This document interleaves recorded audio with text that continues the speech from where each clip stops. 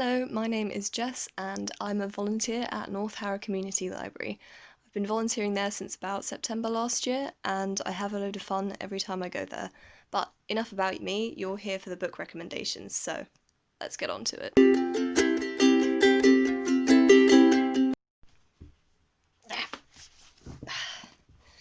Right.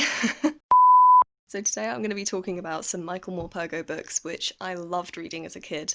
Some of these you will have heard of before, other ones you might not have done, so I hope this recommendation is a little bit helpful for you. But anyway, let's get to it.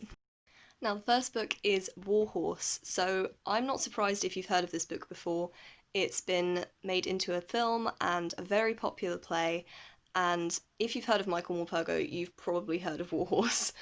It's a very good reason that this book is so well known because it's just such a brilliant story, and it's about a boy's relationship with his horse during the First World War. And it's very unique because it actually is narrated from the perspective of the horse, who is called Joey. So you get all of the drama of war from the perspective of this horse, which is kind of enlisted for service during this war. And if you're interested in World War One dramas, or generally just you love stories about animals, or if you're just a fan of a good story, then this is the book for you. Next is Sookies Kingdom. Now, this is another very popular book by Michael Morpurgo. I read this in primary school, so I was studying it for my English, and it was just a very good story. Usually when they give you a book for primary school, or just generally in school, that you have to study for English, you will automatically hate it because you have to read it all the time, you have to study it in so much detail to the point that you just give up and you don't want to read it anymore. But this is one of those books that is just brilliant. It's about a boy who is shipwrecked and stranded on a desert island, and he's trying to survive until he finds out that there's this old man who's been living on this island for a very long time. And they kind of form this bond, and as they try and work out how they can survive together, again, a bit like Warhorse, it's a very great story about a relationship between two characters. But yeah, it's just a really good book and recommend. Next is Private Peaceful. Now, you've probably noticed I am mentioning a lot of the ones that, if you've heard of Michael Morpurgo, you will have heard of these books. But again, there's just a very good reason that these are just so popular. They're just really gripping stories. This one takes place, I think, also during the First World War. I might be wrong, it could be the Second World War. I apologise, it has been a while since I've read it. But this is another one that I studied while I was at school, and again, you'd think that because you have to study it, it would just be really dull and really boring, and you're just not really that interested in it. But I love this story. It is bittersweet, it's beautiful, it's a story about love and relationship between two brothers, and the whole turmoil of family connections and forbidden love. And in the midst of that, there's also a world war, so there's a lot of stuff for this book that makes it just so riveting and emotionally jarring in some places, but it is just a very good book. Next is my personal favourite, Born to Run. Now, I loved the story as a kid. It may have been the first book that ever actually got tears out of my eyes by the end of it. Now, I'm not going to spoil anything, it is just a very emotional book. It's about a dog. I think just like Warhorse, it is from the perspective of the dog. It goes from being adopted by a boy, and some events happen and it ends up being owned by several people, and it's just the kind of journey that it goes through in its long life, and all of the difficulties it goes through, but also all of the connections this dog forms with all of its human owners. And by the end, if you're not crying, there's probably something wrong with you. It's a brilliant dog and a brilliant book.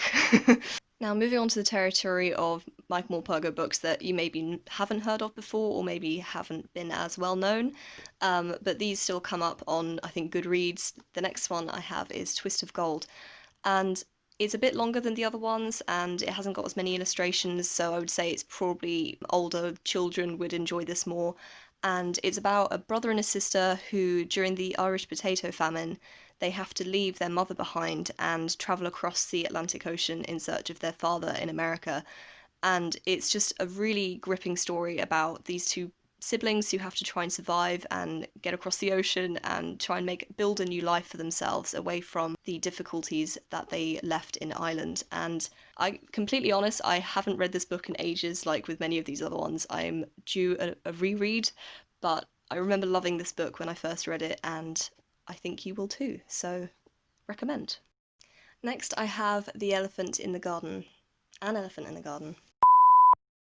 Next I have An Elephant in the Garden. So this is a book that you've probably seen again on these kind of recommendation sites, and for good reason. As you can see, I like stories about animals, and this is also another book set during, I think, World War II, but it's a bit different because it's from the perspective of people who are in Germany during the time that the Allied bombs come in, and they're trying to escape the sort of destruction as their town is being destroyed, while also herding around this elephant.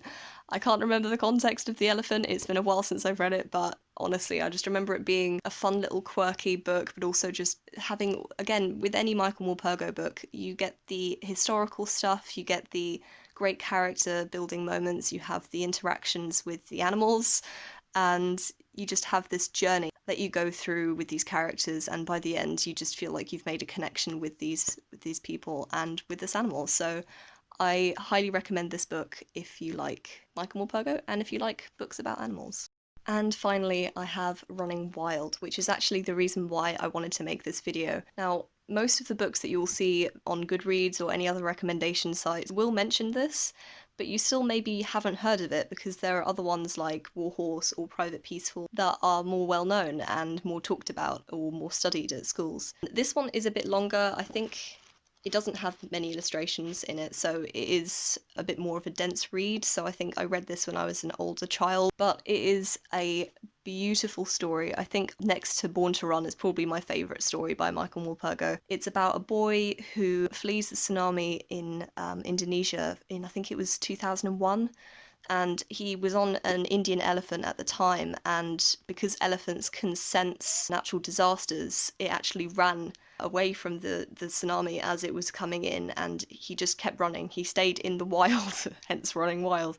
He stayed in the jungle for a really long time, and the story just kind of goes through this boy's life and how he survives in this jungle with this elephant and trying to protect himself despite being very young, and also this elephant that has saved his life. If you are a fan of books in general, I feel like you can enjoy this. Like many of these Michael Morpurgo books, they may be written more for younger audiences, but I think you can still read and enjoy them no matter what age you are. So I forgot to mention this here, but when I say no matter what age you are, I'm talking about older primary school age and above, because even though these books are written in a way that can be read and enjoyed by anyone, most of the ones I talk about in this video do deal with more mature subjects like loss, grief, and I think some injury detail, especially since some of them are in the context of a world war.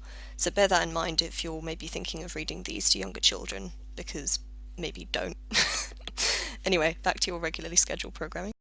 So there you have it, those are my Michael Morpurgo book recommendations. Some of them you probably have heard of before, maybe some of them you haven't heard of before. I could ramble on about them forever. I have half of my top shelf back there is all just Michael Morpurgo, so you can tell that they had a big impact on me as a kid. These are some of my favourites though. I hope you can find a way to read them. They all have just really good historical settings and character moments, and just they're really gripping reads, and I think you can enjoy them no matter who you are. Thank you for watching this video. If you enjoyed, please do subscribe, and if you'd like to support North Harrow Community Library, you can donate using the link in the information box down below.